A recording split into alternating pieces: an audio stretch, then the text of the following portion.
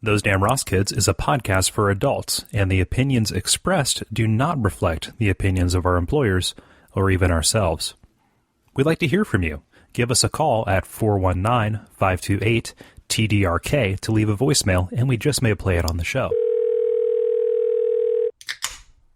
What's amazing is you made that sound without any beer can. Exactly. You are a master Foley artist. Mm-hmm. Do you know what you use to do that? A comb, a piece of parchment paper, and a kitten. I thought it was when you painted outfits on Eddie Murphy. An Axel Foley Artist. I got it. Yeah, Beverly Hills Cop 1 through 9.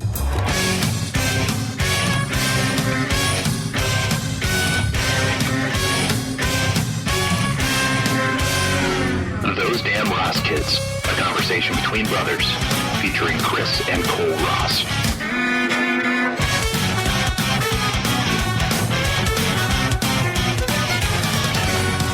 Hey, Kris, what episode is this? This is episode number 48 of the internet comedy podcast, Those Damn Ross Kids. I don't know about you, but my name is Kole. And I am also Kris. You're also Kris? Yes. I said my name was Kole. Also, doesn't make any sense in that context, Kris. Yeah, thank You're you. wasting all of my energy on semantics. Yep. I'm starting early, wearing you down. just round off the corners until I appeal to the masses. Better get started. It'll take a while. Wasn't there a show called Square Pegs? Was there? I'm not sure. No, there was silver spoons. It was round holes. It was silver spoons in round holes. You know, I'm always a little bit upset whenever I go to Webster.com and I don't see Emmanuel Lewis. I just wish that brand would have more power these days, but... What you talking about? The wrong show. Hey, Kris, do you have a story for me? Yeah. Marnie Kotak is a pregnant New York performance artist. She's planning to have her baby in an art gallery in front of an audience as part of a piece examining childbirth called The Birth of Baby X. Tell me that's his name. I don't know. Although January Jones did have a baby that she named Xander. That's the worst name, Xander. I want to punch kids. Xander. It was it was Xander. Xander. Yes. Anders is a cool name. I Because like that. it was illegitimately conceived on the set of X-Men. Look it up. Was it really? Really? She was an X-Men? Huh? No, she was on the set. Oh, she was. What was she doing there? Testing campers. Okay. Anyway. No, but tell me that that is his name. Hello, I'm going to be your tour guide today here at Universal Studios. My name is Baby X. My name is Baby. Okay, anyway. Was there more to the story? There could be a basketball player named Dr. J. There could be a Baby X. Is that a person? There used Dr. to be. J? Yeah.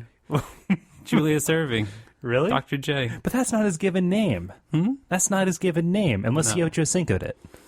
No, he did not. He didn't Ocho Cinco it? Yeah, wow. That's a great job. What? That you lived in Cincinnati when there was no way you could avoid that, and so you learned sports by just Kris, in the osmosis. Kris, broken clocks. Neato. Neat. So Marnie says, I hope that people will see that human life itself is the most profound work of art, and that, therefore, giving birth, the greatest expression of life, is the highest form of art. Marnie is also known for stage reenactments of her own birth, attending her grandfather's funeral, and losing her virginity in a blue Plymouth. What? Yes. I lost my virginity on a Siemens mattress. What? I have no idea. Why is that notable? The blue Plymouth? Was it part of an ad campaign? No. That was weird, right? That was back Andy Warhol directed that one. It was. I think Dodge tried that. They were going to hide a virgin in one of their new cars in 3 places in the United States. I won the golden ticket. Yeah. No, I'm picking up what she's putting down. You know, it's a beautiful and horrifying process. Geocaching sex slaves. Where are my topographical maps? We need to get out there. See, but does she think that she's the first person to do this though? Because they're operating theaters, right? That was the point. Is that come on, performance artists, come on, get with it. You're just retreading old ground. You're rehashing old baby. Yeah, and she's locking herself up in this birthing room that she's created of a theater 5 weeks before the baby's due. No, she's doing it actually out in public. She has rented out the glass cube above the Fifth Avenue Mac store. Mm-hmm. Yeah, and it's her own little baby booth. Steve Jobs is rolling over in his rocket capsule. Oh man, that made me happy. Actually, the idea of him being sent out to space, that's nice. I like that. He wasn't meant for this world. No. Speaking of women who are showing everything for a cause, can I tell you a story that was recommended to us? Yeah, by a listener who prefers to go by his online internet handle, Dockalapagus. He does prefer that? He does prefer that. He does not wish to have his real name revealed. All right. But hey, you know, we're going to allow it. Yeah. We're nothing if not accommodating Dalky. Thank you, Dolphinsaurus. Thank you, Dolphinsaurus. In response to feedback on some of their racier ad campaigns, PETA has pulled out all of the stops. The animal rights group has started an all-vegan porn site. The site will have enough hot action to qualify for the .xxx domain, but will also feature graphic images of tortured animals to get their message across. I think this already exists. Well, they're working on it. I mean, they probably got a prototype somewhere. These things don't just spring forth out of nowhere. Somebody, dedicated teams work very hard on putting up the back end, the front end. I guess. Thought you were working to something there. No, I'm not. There's the one domain name I've registered. What? That kind of has this on it. Well, what's the domain name? It's paganpussy.evil. See, this seems to be working at cross purposes to their to their means, I guess, to their ends rather, because all that I can think of with this is like, I go to this site for about 3 to 6 months. Then the next time I go get some McNuggets, I'm just rock hard. Well, more rock hard than usual when faced with the prospect of McNuggets. But oh my God. What? I was just thinking about playing a game where you drop your nuggets onto your rock hard dick and hoping that they diving board into the sauce. That is a barely reworked Dane Cook joke, but I'll allow it. What? The cashew cannon? I don't know what that is. Where he puts cashews on the end of his dick and launches them into his mouth? No, that was on Louis stage. C.K.'s. So PETA porn. I guess. Sure. Kris, I'm a pedophile. Thanks, Dolph. All right? Thanks, Dolph Lundgren Juice. What was the guy's name? Dolph Lundgren? What is he? From Predator? No, the guy that submitted the story. Dolkalop. I already threw the index card away. Dolkalophagus. I'm sure he feels good about that. Yes. I already put him Thank you, Dolph Lundgren. Thank you for that. Can I tell you a story, Kole? I wish you would. After a deputy asked Matthew Faulkner for his identification, the Palm City man started to take out a taco. When another deputy noted the request wasn't for a taco, the booze-smelling Faulkner shrugged and laughed again and started to take a taco out of the bag while in the driver's seat of a parked pickup at Taco Bell. Deputies asked Matthew if he knew that he'd fallen asleep with his foot on the gas pedal. And he stated that he did not know.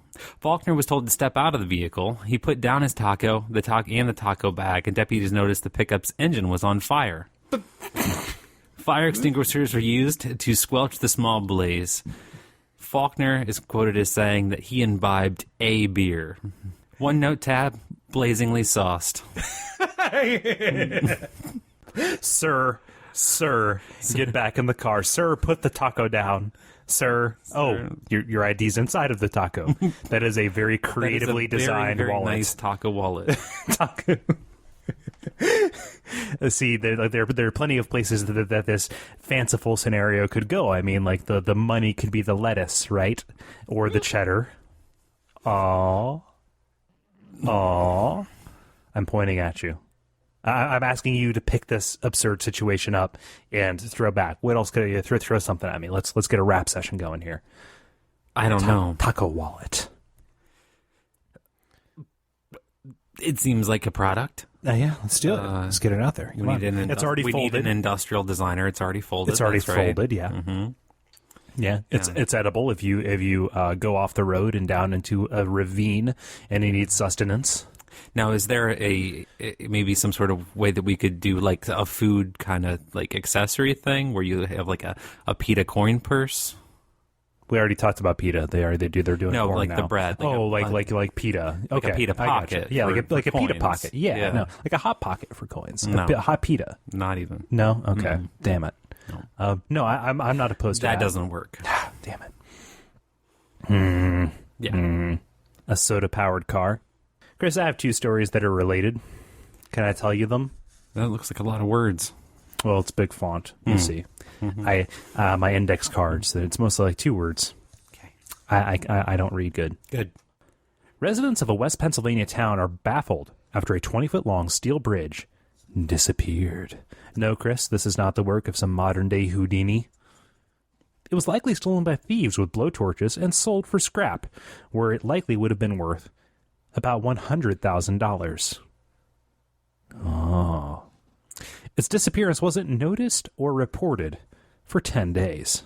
You know, one time I was driving to a show choir performance at a church during holiday time in high school, and I was following MapQuest directions, and I came upon a road that dead-ended into a creek. I thought, damn it, MapQuest, why aren't Google Maps here? Because you're so much better. Google Maps. But no.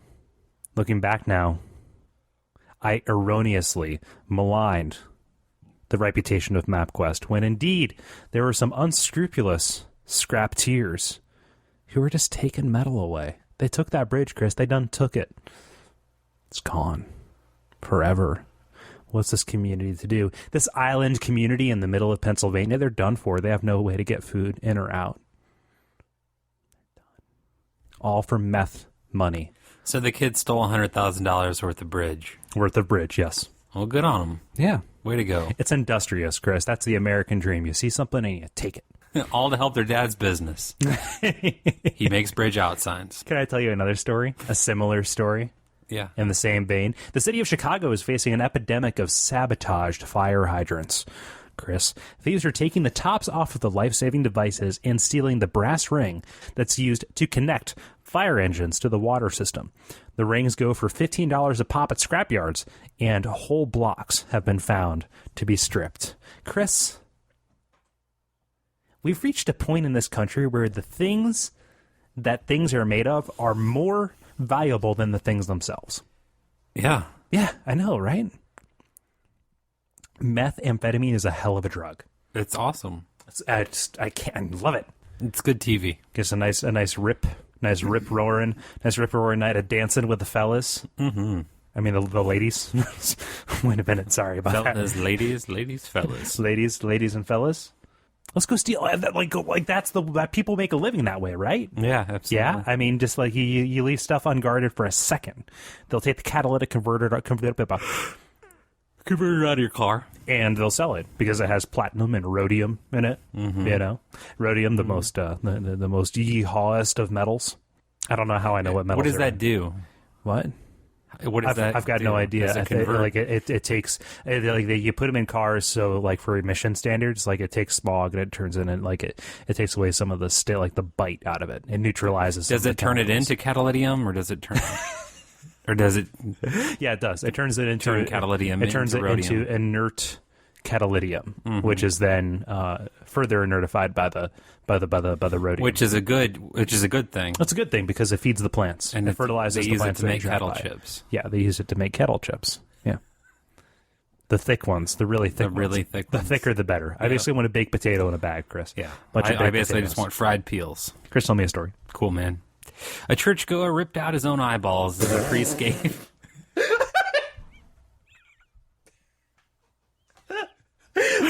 Start it over. Do it real this time.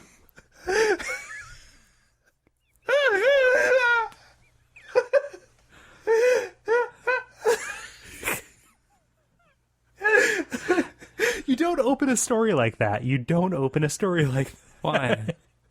That's what happened. What? Okay, do it. Tell me. Okay, tell me some of the story. I'm going to read it as I have it written. Okay. All right? All right. Sans criticism. A churchgoer ripped out his eyeballs as a priest gave Sunday Mass. British-born Aldo Bianchini, 46, stood up calmly and tore them out with his bare hands. Then collapsed in a pool of blood. His mother tried to help him as the priest called for help, but surgeons were unable to save his sight. He told doctors in the Viareggio, Italy hospital that he heard voices telling him to rip out his eyes. Dr. Gino Barbacci said, to do that requires superhuman strength. Priest Lorenzo Tangelini, okay, Italian-y? Okay. Yeah. Continued his service after the horror. And is quoted as saying, I've never seen so much blood. Get it? I've never seen, Yeah. and neither did he. No. Neither did the man. One note tab, not meatballs. That's a spicy eyeball. Oh, bosh. I mean, that's horrifying. Like, if I saw that, I'd never forget it. That's like something out of fucking Jacob's Ladder, you know? Stood up and ripped his eyes out. That just, that's the natural response. Did they mention in the article at large if he had a history of hysteria of that nature? Did he hear voices a lot? No. Okay. Yeah. Huh. But he wears his heart on his sleeve and has a history of taking off his shirt. Are you quoting Ben Folds lyrics to me? No. Okay. That is Bare Naked Ladies. Not far off. Yeah. And for my next trick, I've never seen so much blood. but he can. That's metal as fuck. He continued the service. Yeah, there was another guy. I don't know if you have this story or not, but there was a guy that tried to commit suicide by cutting his own throat with a chainsaw. These people are operating on a different plane of existence, Chris. There was some hedge fund manager that slit his own throat this week. How so? He just slit his own throat. Okay. Yeah. That seems like a really shitty way to do it. Why? It just does. But most of maybe because I'm a coward, but most of those frighten me. I think if I was going to do it, I'd do it in a way that would be mentioned on this show. He didn't disembowel himself. He didn't cut from gut to nut. Gut to nut isn't that far. From stem to stern. There we go. he field dressed himself like a deer. He knocked the bottom out. That's not real. That's not real at all, Chris. Speaking of a man who took his own life in a spectacular fashion, can I tell you about a man who saved his own life in a spectacular fashion? Mm-hmm. Fashion? I said faction. That's part of a spectacular faction. Yeah. Well, I would say the NYPD is a spectacular faction, Chris. It is LGBT month. A police officer, nay, a sergeant, managed to save his own life by jamming his finger into an assailant's gun. Oh, wait. See, when I read the first, the lead for this, when they say that, they build an image in your head. You think of Bugs Bunny with Elmer Fudd with his, with his blunderbuss thing there, oh, I'm going to get you. And then, Bugs Bunny puts his finger into the barrel of the gun, and then Elmer Fudd fires, and then the barrel splits down like a banana peel, right? That's the image that you get. That's not what happened. That's not what happened at all. It's not, it doesn't happen. Most guns are built stronger now. Elmer Fudd was working with outdated technology. This happened at a routine traffic stop where a perp, notice the terminology there. I'm taking my police exam next week. Nobody else will hire me. Pulled a .38 revolver on the officer, stuck it in his gut, and said, "Yeah, cop on yeah." The officer quickly then jammed his ring finger between the hammer and the cylinder. The trigger was pulled so many times that it broke the sergeant's finger, but it spared his life. And that's quick thinking. That is quick thinking. Like, oh boy, there you go. Good man. Good. Yeah. Well done. Crack training. You done it. Mm-hmm. Yeah. Saved his life. What's funny about that? What's funny about that You're is... sweating profusely. I know, right? I'm nervous. I'm very nervous. It's hot as hell in here. Are you pulling hairs out of your mouth? Mm-hmm. Oh. Sorry, I should have shaved. No. What's funny about that is the initial image, the Elmer Fudd banana barrel. Yeah. Good. Good for him. Well, you seem thoroughly unimpressed with that, so you tell me a story that'll make me laugh. A Turkish news agency says suspected smugglers set loose a swarm of bees on 15 police officers searching for contraband cigarettes hidden among a truckload of hives. The state-run Antolia agency says police, acting on a tip, stopped the truck in the southern city of Adana on Sunday. The alleged smugglers then set some of the bees free to prevent police from searching the vehicle. There was no information on the officer's condition. The agency said the truck was later searched by officers in beekeeping gear who seized some 32,500 packs of smuggled cigarettes. Somebody tried the Tommy Boy defense? I guess so. But these are real bees. Yeah, real. I don't know. I'm allergic to bees. Yeah, they're fake. They're fake. They're not real. These are real. But these were very real. These were real. And I thought it was a good idea. No, it was ingenious. Uh-huh. You know, if you're first, you commit to the illusion, right? Oh, what are we doing? We're just driving across country with a bunch of bees, bringing delicious honey to the women and children of our industrious town. Yeah. And then, what do? It's not just a fake. It's not just a facade. It's not just an illusion. No, there's actual bees in there. But those bees don't just serve a purpose. They could have just put a tape recorder in there with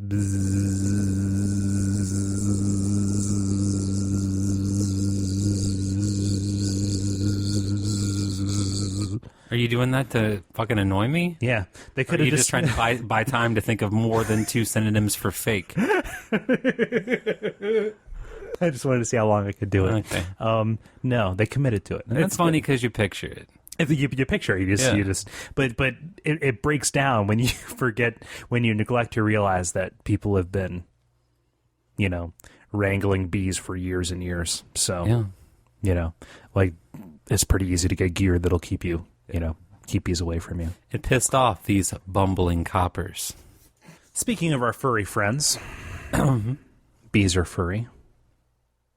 Hence the reference. Some people are furry too. Nestle is making commercial history by creating an ad campaign specifically for dogs. The advertisements for dog food will run in Switzerland, where they feature high-pitched tones that only dogs can hear. Think like a dog whistle. They are designed to get the attention of both pet and pet owner. Hey, what's over there? What's over there, buddy? What's over there? Dog food? What do you like? What do you like on the screen? Oh. Poop on the floor. We're selling carpet cleaner. They're already using tools. Why are we trying to recruit them to make us buy things? Exactly. They'll overtake us within like 2 years. We're done. The writing's on the wall. Animals using tools to screw us. Yeah. We're done. Why are we feeding them? Why are we feeding these dogs? I don't know, but the animal kingdom needs to police itself and think about the consequences of this. There needs to be a warning issued by the Sturgeon General. Holy mackerel. Gee whiz. A whiz. Wizards are not animals. Okay. Williker. There's a williker.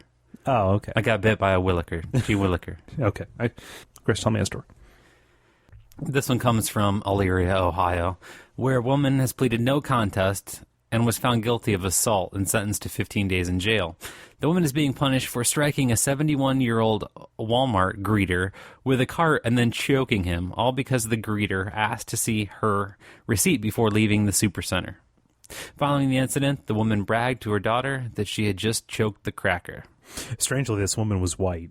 Yeah. Yeah. No, she was very, very not white. That's a bad policy, checking receipts and stuff. That's Why? bad. Because it technically constitutes false imprisonment. No, it doesn't. You can't leave until you present proof that you can leave here. What about you can't get in unless you provide proof that you should be in? No. Why not? It's a honeypot. It's like a fly trap. They get in, but they can't get out.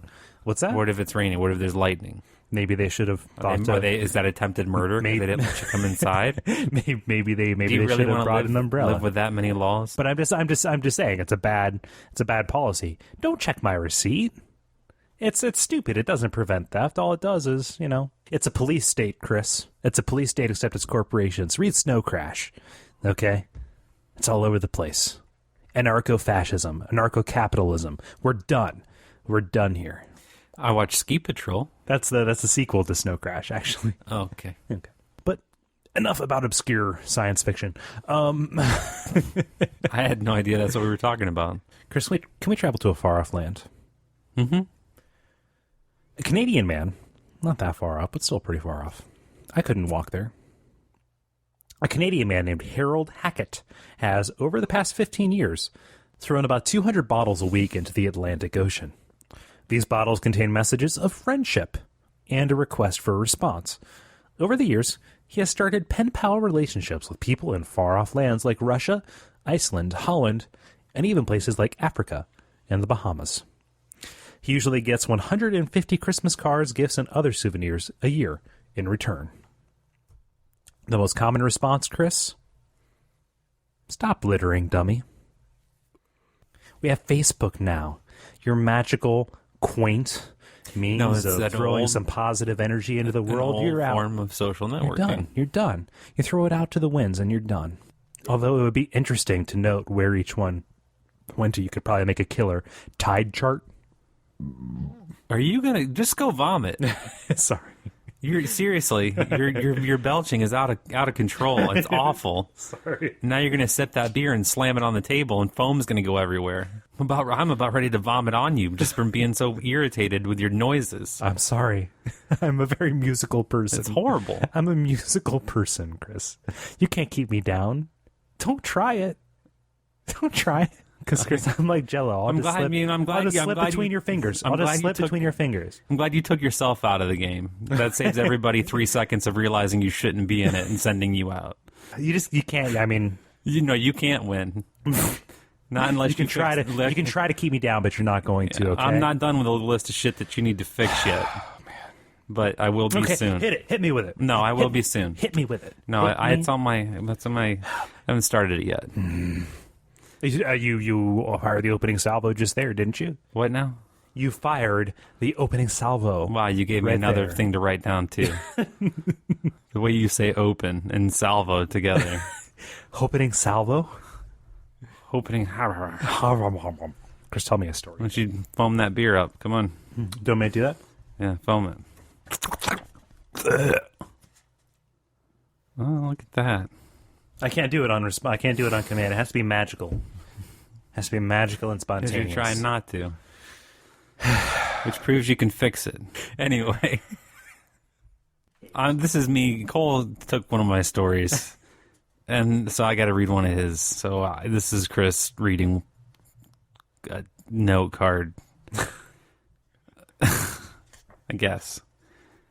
Alliteration. Text tension.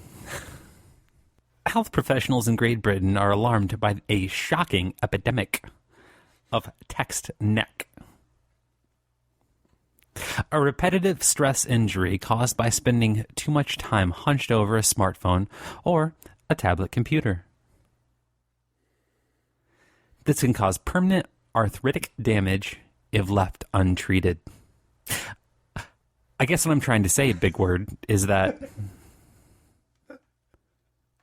there's a whole big wide world that's up here at eye level. And I'm going to smash your phone, or you're going to smash your phone by crashing into something if you don't look up at it. People looking down at their phone all the time has immediate consequences and long-term consequences. I love listening to me. Kris, enunciation isn't a crime. I think you could benefit. Elocution, Kris. Clarity of response, of message. Do you run a finishing school for little girls? Yes, I do. Oh, good. Yeah. That explains the creepiness. I love your impression of me. Do that more. Which part? Just the big word.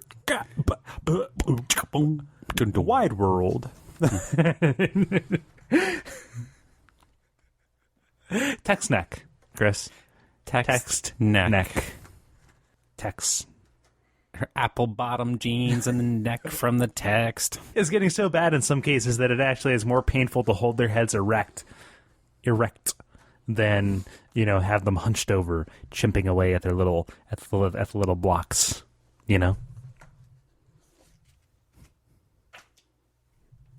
Show you how it's done. That's how you throw an index card. Look at that. Went over the other table here in the basement where it all started, where the magic began. It seems like just the other day that you were playing in a refrigerator box on this very basement floor. Yeah, that's right, wasn't I? When did they deliver the refrigerator? Tuesday? Yeah, it was just the other day, actually. I wore it like a robot suit. I was pretending I was Mega Man. Oh God! Yeah. And I remember we did that when we were little. I did. You were, too old Whittling shivs. for magical adventure. You're whittling shivs in juvie. Yeah. Practicing your icy cold glare. Give it to me, Kris. No, we did. It wasn't refrigerator boxes. Our grandpa, he worked for a medical supply company, so it was rascal scooter boxes. Toilets. Just crawling around in them boxes, drawing on the outside with markers, making it my spaceship, stacking two of them on top of each other, having a 2-story clubhouse, throwing some sheets over it, making a fort with my Power Rangers action figures and Teenage Mutant Ninja Turtles. All my fads, playing with the neighborhood friends in my box in the basement, unfinished, of course. Yeah, it was a painted floor. Painted floor. Yeah. So that happened. Moldy. Kris, I'm staring at your last story. at my last story, and then we're done. Relish it, because I'm going to murder you after it's finished with. Is that your phone fascinating to you? Yeah. Is it? Okay. It's getting me by. I just want to make sure, okay? A morgue in Istanbul is prepared for anything. Their lockers are fitted with motion detectors that raise an alarm outside if somebody is buried alive. And the doors have release latches on the inside, just in case a mistake was made and their clients were, just awaking from a coma or a long bout of unconsciousness. All of these measures are meant to appease ancient suspicions in Islamic countries about the perils of accidentally being buried alive. Is that a universal fear? Are you afraid of being buried alive? Nah. I'm going to ask you again in about 3 hours, and then you'll tell me differently. Well, buried alive like as a crime or like being buried alive? I don't understand the distinction. Am I declared dead? And then do they rip out my guts and fill me with fluids? It's kind of impossible in the modern day and age. Yeah. Yeah. But it's part of a crime, sure. Like if somebody... I fear the entire crime, not just the being buried alive. If somebody made you dig a hole, they put you in a box, and then they put a bunch of dirt on top of the box. I've never been as afraid of that, which is strange because like I get a miniature panic attack when I go to a party and somebody parks behind me. My threshold for being upset is, I actually fear, that low. I actually fear getting my head stuck in a beanbag and breathing all those styrofoam balls. More than that. More than being parked in at a party. Then you have to go around and say, "Hey, which one of you drives a silver Corolla? Because I need to get out of here.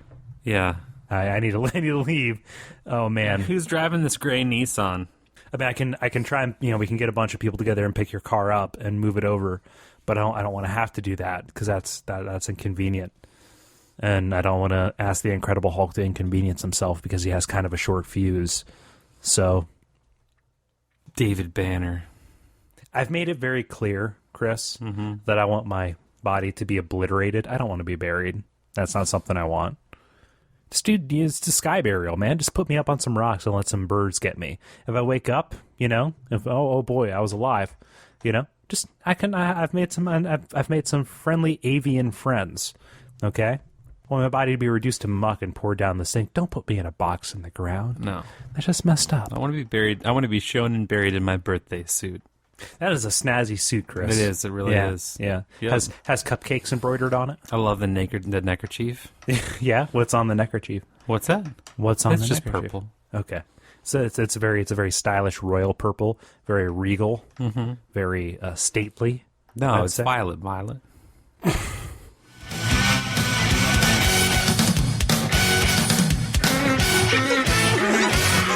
This has been Those Damn Ross Kids.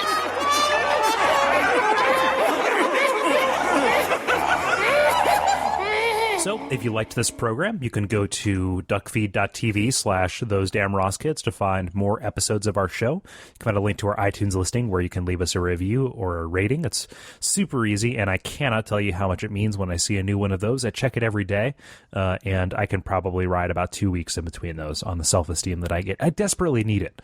People, make me feel good about myself and this show. You can also call us, have your voicemail played on the air. That is 419-528-TDRK. You can be a fan of us on Facebook. That's facebook.com/Those Damn Ross Kids. And if you like throwing some scratch our way, we're getting big, and that means the bandwidth costs are rising. And that is duckfeed.tv/donate. And the other one you can do is duckfeed.tv/contact, where you can fill out a little easy-to-use form and send us a message, that we can read on the air. You can suggest stories, all of that. Am I missing anything, Kris? No, I think you covered it all. I ran the waterfront. Yeah. Most of all, I think you can tell your friends, and just stay tuned, because we're not going anywhere. We're going to be here for a while, despite all the enmity that you're sensing between us right now. Us being me and Kris, not me and you. I'm cool with you. But that is it. My name is Kole. I am Kris. And I bid you good night, or good morning, or good afternoon, depending on what time you're listening to this. I see your time of day, and I raise you a goodbye.